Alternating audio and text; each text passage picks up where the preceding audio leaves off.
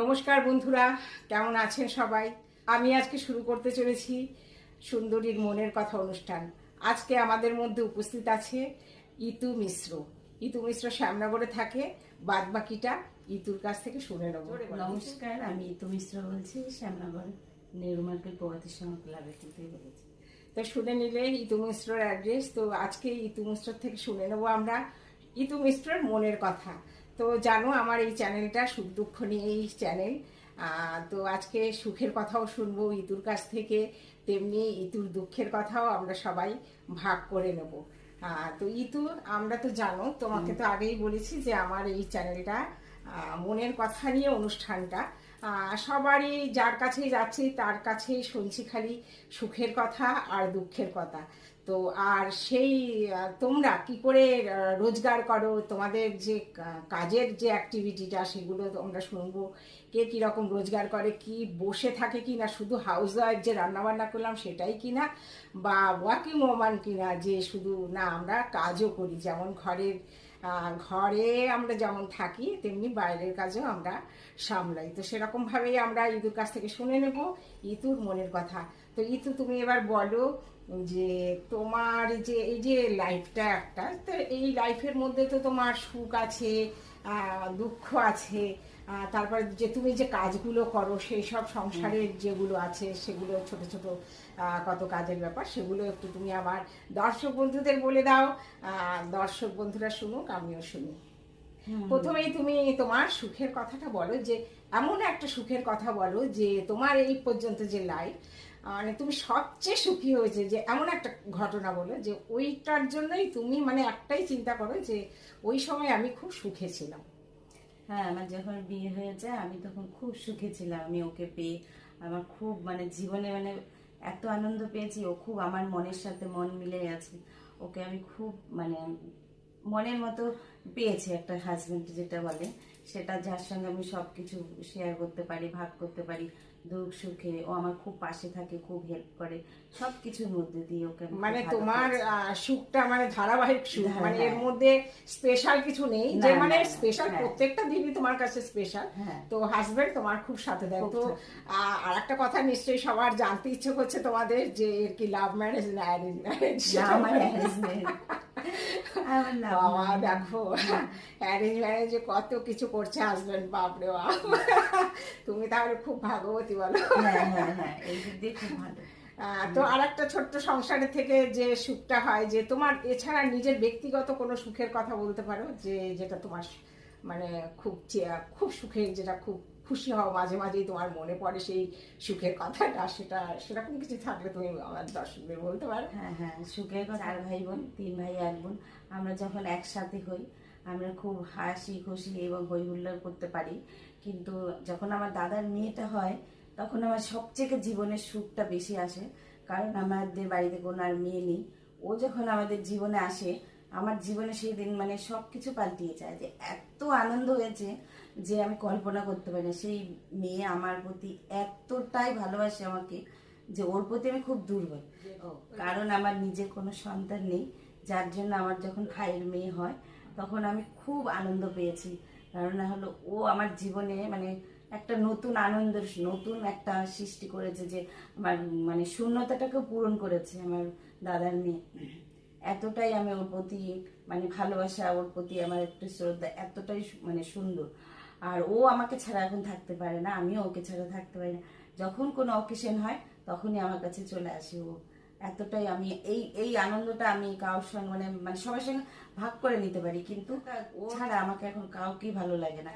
তাহলে না, একটা মানুষ তো একটা কিছু নিয়ে বাঁচে, খুশি থাকে। তো ইতুর নিজের যখন সন্তান হয়নি, তো দাদার মেয়েকে, এটা একটা খুব ভালো দিক ইতুর, যে একজনকে নিয়ে আছে, সন্তান তুল্য তাকে ও দেখাশোনা করে, আসে, ওর কাছে থাকে।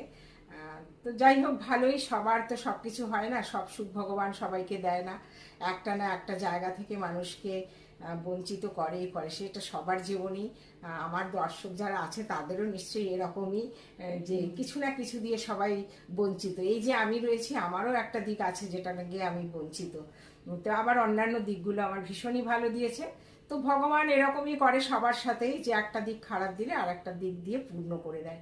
তো ইতু, আমরা তো তোমার সুখের কথা শুনলাম, খুব ভালো লাগলো শুনতে যে তোমার হাজবেন্ড তোমাকে ভালোবাসে, তারপরে তোমার দাদার মেয়ে তোমাকে ভালোবাসে। তো এবার সবই তো শুনলাম, যে যেটা খুব খারাপ লাগছে আবার সেই একই কথা যে বলতে, সুখ দুঃখের কথা যখন শুনতে এসছি, দুঃখের কথা নিশ্চয়ই শুনবো। তো ইতু, তোমার এমন একটু দুঃখের কথাও বলো, যে তোমার যে নিত্যদিনের যে লাইফে যে একটু দুঃখ, সেটা তুমি আমার বন্ধুদের থেকে শেয়ার করো, তোমার মনটা নিশ্চয়ই হালকা হবে। হ্যাঁ, আমরা যখন দুজনেই বাইরে ছিলাম কাজের সূত্রে, সেই সময় হঠাৎ ওর কাজটা চলে গেল। তারপরে একদিন কি করব দিশা পাচ্ছি না, তখন বাড়ি চলে আসলাম। বাড়িতে এসে তখন কোনো কাজ বাজ নেই, কি করে আমরা চলবো। তারপরে ও আমাদের পাশে বাড়ি এক ননদ বলল যে তুমি তো কাজ, যখন হাতের কাজ পারো তাহলে তুমি সেলাইটা নিয়ে করো না। তারপরে আমি বললাম যে ঠিক আছে। এবার অনেকের বাড়িতে গিয়ে বললাম যে আমি হাতের কাজ জানি, পার পিকো ফলস পার লাগাতে পারি। মানে হ্যাঁ। পার পিকো বলতে এই যে শাড়ি শাড়ি, হ্যাঁ, শাড়ি শাড়ি আচ্ছা, ফলস আচ্ছা। পিকো যেটা করা হয় আচ্ছা সেটা। আচ্ছা আচ্ছা। এবং তাহলে তো পুজোর সময় তোমার খুব ভালো। হ্যাঁ হ্যাঁ, পুজোর থেকেই আমি এটা চালু করেছি। আচ্ছা। তারপরে ওটার থেকে আস্তে আস্তে আমি একটু কাটিং শিখেছি, ব্লাউজ। আমার দর্শকরা আমার দেখো ব্লাউজ সেলাই করতে পারে, মানে ব্লাউজেরও অর্ডার নিয়ে ব্লাউজ তৈরি করে। বাহ! এখন ওই করে করে আস্তে আস্তে ওই সেলাই করতে করতে এখন আমি একটা জায়গায় মানে শেখার মানে শিখছি এবং তৈরি করছি। এবং এখন একদম হ্যাপি, এখন ওই দিক দিয়ে কাজের দিক দিয়ে ঠিক আছে। ও একটা জব করছে ছোটখাটো, তাই নিয়ে এখন আমরা একটু আছি, সুখী হয়ে আছি। গেছে। হয়ে গেছে। হ্যাঁ, এছাড়াও তোমার কি কোনো লাইফে আর কি দুঃখ আছে? যে অবশ্যই সবচেয়ে লাইফে আমার দুঃখ হলো 2024-এ আমার বাবা যখন ক্যান্সার ধরা পড়ে। 2023-এ আমার বাবা যখন খুব অসুস্থ হয়ে পড়ে, তখন বাবাকে নিয়ে হসপিটালে যাই। গিয়ে দেখানোর পরে বাবাকে বুঝতেই পারি না বাবা সুস্থ, হঠাৎ দেখা গেল বাবার বুকে ব্যথা। তারপরে আমরা বিএন বোস হসপিটালে নিয়ে যাই। সেখান থেকে দেখা যাচ্ছে বাবার একটা লাংসে স্মল দেখা যাচ্ছে। তারপরে যাই হোক নিয়ে গেলাম আমরা, বললো যে আপনারা অন্য কোনো জায়গায় নিয়ে যান। আমরা নিয়ে গেলাম অন্য হসপিটালে। যখন এরকম দেখলে যে একটা লাংস তোমার মানে বাবার তোমার খারাপ হয়ে গেছে, তারপরে কোন হসপিটালে নিয়ে গেলে? তারপরে আমরা আরজি কর হসপিটালে নিয়ে যাই। সেখান থেকে যেদিন দেখিয়েছি বাবাকে, সেদিনই ওনারা আমার বাবাকে ভর্তি নিয়ে নিয়েছে। তারপর ভর্তি নেওয়ার পরে সব পরীক্ষা নিরীক্ষা করার পরে দেখা গেল বাবার লাংসে ক্যান্সার ধরা পড়েছে। বলো কি? হ্যাঁ। মানে এইরকম একটা দুর্ঘটনা। এবার তারপরে তারপরে কি করলে? তারপরে বাবাকে কি করবো, বাবা জানতো না বাবার যেই মানে শরীর খারাপটা হয়েছে, রোগটা হয়েছে। তারপরে আমরা 3 ভাই বোন মিলে দৌড়াদৌড়ি করে অনেক কি করে পরীক্ষা করেছে। লাস্টে যখন ক্যান্সার ধরা পড়লো, তখন ডাক্তারবাবু বললো যে আমার বাবার লাংসে ক্যান্সার হয়েছে, ওনাকে কেমো দিতে হবে। তখন আমার সেই জার্নিটা যে কি ছিল সেটা আমি বোঝাতে পারবো না। কিন্তু আমি একাই সেই সময় বাবাকে নিয়ে দৌড়াতাম, বাবাকে নিয়ে দাদারও যেত, পরে যেত। বাবাকে ভর্তি করেছি, তারপরে কেমোথেরাপি এইসব চলেছে, ফিজিওথেরাপি চলেছে। কিন্তু হঠাৎ বাবা সুস্থই হয়ে গেছিল। এমন অবস্থা হয়েছিল কেমো দেওয়ার পরে বাড়িতে এসে সব কিছু ঠিক ছিল। হঠাৎ রবিবার সানডে 9 জুলাই আমার বাবা আমাকে বলছে আমাকে একটু স্নান করিয়ে দে। আমি বাবাকে বললাম কি হঠাৎ কেন স্নান করবে? বলছে না আমার শরীরটা কেমন অস্থির করছে। তা আমি সেই সময় বাবার বাড়িতেই ছিলাম, বাবার কাছেই।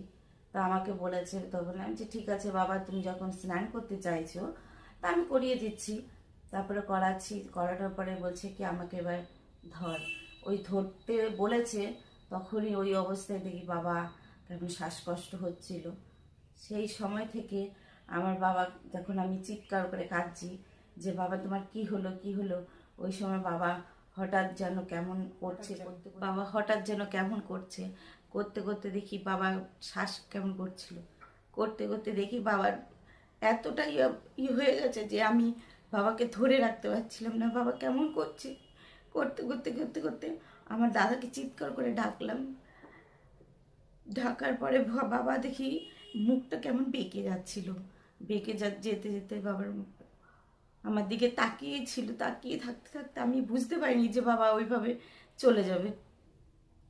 দেখি বাবা আস্তে আস্তে বাবা নিঃশ্বাসটা বন্ধ হয়ে গেল। তুই শান্ত হ, শান্ত হবে তুই। ওই দিনটার কথা আমি কখনো বলতে পারবো না আমার বাবার। আমি এখনো মনে পড়লে সেই দিনটার কথা মনে পড়লে আজকেও সকালবেলা মার সঙ্গে কথা বলতে বলতে এত মনে করে যে মা এখন আমার মানে এমন দিন নেই যে আমার বাবার কথা মনে পড়ে না। বাবা ছিল আমার জীবনের মানে দেহের একটা অংশ। বাবা চলে যাওয়ার পর থেকে আমার কোনো কিছুই ভালো লাগে না। এক একটা স্মৃতি, এক একটা মুহূর্ত, এক একটা জিনিস সবসময়, কিন্তু বাবার মতো কেউ আমাকে এইরকম ভাবে আগলিয়ে রাখতে পারবে না। তারপরে বেশ যাচ্ছিল বাবারিটা, হঠাৎ আর কিছুদিন পরেই বাবার কাজ টাজ হওয়ার পরে কিছুদিন পরেই এক মাস পরে হঠাৎ দেখি দাদা হাঁটতে পারছে না। দাদার পায়ে ব্যথা। আমি ভাবছিলাম যে এমনি হয়তো পায়ে ব্যথা, কোমর ব্যথা। তারপরে কি করলাম, ডাক্তারখানা নিয়ে গেলাম। ডাক্তার কাছে যাওয়ার পরে কাঞ্চন সাহেবের কাছে নিয়ে গেছি। সেইখানে নিয়ে যাওয়ার পরে বলল যে আপনার দাদা এইমাত্র একটা মানে দাদার আপনার একটা এক্স রে করতে হবে। তো আমি যে কী ব্যাপারে, বলছে যে ওনার অনেকটা রিপোর্ট করতে হবে। এবার রিপোর্ট করতে নিয়ে গেছি আমি, আমার দাদার ছেলে। নিয়ে যাওয়ার পরে সাথে সাথে রিপোর্টটা, দুদিন পরেই রিপোর্টটা আসলো। এসে বলছে আপনার দাদারও ক্যান্সার হয়েছে। আমি সেই মুহূর্তে আমি সেন্সলেস হয়ে গেছিলাম হসপিটাল। ইস বাপরে, আমার দাদার এরকম হয়েছে। তার 15 দিন যেতে না যেতে আমার মেজো ভাইয়েরও হঠাৎ দেখে অসুস্থ। দাদা ভাই বলে কি দিদি আমার দেখ তো দাদার ওরকম হয়েছে, দেখ আমারও এরকম করছে। আমি বলে তাহলে ডাক্তার দেখা। যখন ডাক্তার দেখিয়ে এসছে, দাদার ভাইয়ের যখন আলট্রাসোনোগ্রাফি করি, তার ভাইয়েরও দেখি একই সেম রোগে ধরা পড়েছে। আমি সেই দিন থেকে আমার জীবনে আমার ওই ভাই সেই জীবনের যে মানে দুঃখটা মানে মানে একটা স্বপ্নানি করতে করতে আমার 2 ভাইয়ের আবার একই কেসে হয়েছে। তা আমার জীবনের সুখ থেকে এখন আমি দুঃখটাই বেশি। সত্যি আমি ভাইয়ের এখন একটা মেয়ে আছে, তাকে মুখের দিকে তাকানো যায় না। তাকে ভাইয়ের এত কষ্ট, মেয়েটার দিকে তাকানো যায় না। ছোট্ট একটা মেয়ে 8 বছর, 8 বছর। আর একটা ভাইয়ের, ছোট ভাইয়ের ছেলে এইবার মাধ্যমিক দিল। ও তাও ও একটু বড় আছে। ও একটু বড়। আহারে, আমি কি বলবো, দুজনেরই এখন তাহলে ট্রিটমেন্ট চলছে? দুজনেরই ট্রিটমেন্ট চলছে, আরজিকর হসপিটাল থেকেই চলছে। আচ্ছা, হ্যাঁ সেইখান থেকে নিয়ে যাচ্ছে, আমিও নিয়ে যাচ্ছি ভাইকে। তা আমার জীবনের সুখ থেকে আমার দুঃখটাই বেশি জীবনে, মানে এতটাই কষ্ট জানো যে এইরকম দুঃখ তাই বলে মানুষের হয় কখনো? মানে আমি জাস্ট ভাবতে পারছি না, একই বাড়িতে পর পর মানে 3 জন এরকম পেশেন্ট, একটা মানে যার হয় সে জানে। মানে এই দুঃখের কোনো ভাগ নেই, কেউ কোনো ভাগ নিতে পারবে না এই দুঃখ। মানে সান্ত্বনা দিয়েও কোনো লাঘব হবে না। এই নিত্যদিনের দুঃখ হয়ে রয়েছে, একটা রোজকার প্রত্যেকটা মুহূর্তের দুঃখ। মা তো বেঁচে আছে বলো? হ্যাঁ মা বেঁচে আছে। তোমার মা সব জানে? মা সবই জানে। মাকে আমি নিয়ে যাচ্ছি, মারও হার্টের প্রবলেম ধরা পড়ে গেছে। মা এটা নিচে সহ্য করতে পারছে না। সত্যি মানে বোঝাতে পারবো না মায়ের উপরে কি যাচ্ছে। বুঝতে পারছি, যার সন্তানের ওরকম হয় সেই মায়ের কি অবস্থা, বাপ রে বাপ। এখন আমাদের মানে বাড়ির পরিস্থিতি খুবই খারাপ। এই অবস্থায় চিকিৎসার জন্য প্রচুর টাকার প্রয়োজন। তারা ভাইরা কিছুই করতে পারে না, কি করে চলবে এখন সেটা নিয়ে আমরা মানে ভীষণ। স্বাভাবিক, ভাইরা কি করবে আর এই অবস্থায়? বা মেয়েটাকে কি করে মানুষ করব সেটাই চিন্তা করছি। সত্যি খুব করুণ অবস্থা, মানে বিভৎস বাজে অবস্থা, একদমই বাজে অবস্থা। ভগবান এরকম করে? একই বাড়িতে পুরো 3 জনের এরকম পেশেন্ট, সেই বাড়ির অবস্থা কি বন্ধুরা? মানে আমি ঠিক নিতে পারছি না এতটা দুঃখ, খুবই কষ্ট হচ্ছে। যাই হোক ইতু, তোমাকে তো সামলাতেই হবে এখন। মনে হয় তুমি সেই বাড়ির একটা কাণ্ডারি হয়েছো যে সবাইকে সামলে চলছো। তো তোমাকে তো ওই বাড়িতেও খুবই যেতে হয়। হ্যাঁ, আর তার মানে তোমার এই শ্বশুর বাড়ি আর বাপের বাড়ি পুরো ডেলি প্যাসেঞ্জারই হচ্ছে। হ্যাঁ, এই তো ভাইকে নিয়ে যাব 9 তারিখে। আমার আবার 9 ডাক্তারের তারিখে date। ডেট পড়েছে, সেখানে নিয়ে যেতে হবে। একা একা ভাইয়ের বউ পারে না, তা আমার না, তো না, একজনকে যেতে তো- হয়, হ্যাঁ, কারণ যেহেতু যেতেই হবে। ওর পাশে তো দাঁড়াতে হয়। আর আমি পারবো, মানে ওকে ছাড়া ভাবতেই পারি না, ভাইদের ছাড়া। সব সময় ওদের পাশে আছি, যতদিন পারবো ওদের কাছেই থাকবো। সবাই আর মেয়েটা ছোট, ছেলেটাও বড়, কিন্তু ছেলের থেকে মেয়েটার জন্য কষ্ট হয় বেশি। হ্যাঁ, এই সময় তো তোমাকেই সাপোর্ট দিতে হবে, কারণ ওই বাড়িতে আর আছে কে? না, হ্যাঁ, ওই বাড়িতে তুমি তো একমাত্র এখন কাণ্ডারি হয়ে রয়েছে, তোমাকে তো দেখতেই হবে। তো বন্ধুরা, এই ইতুর দুঃখ ভাগ করার মতো নয়। আর এই মনের যে ওর দুঃখ, সেই মনের ব্যথা বললে লাঘব হবে, কষ্ট কম হবে, এখানে মনে হয় সেটাও হবে না। কারণ এই যন্ত্রণার আর ভাগ হবে না। যন্ত্রণার কথা বললেও সেই যন্ত্রণা লাঘব হবে না।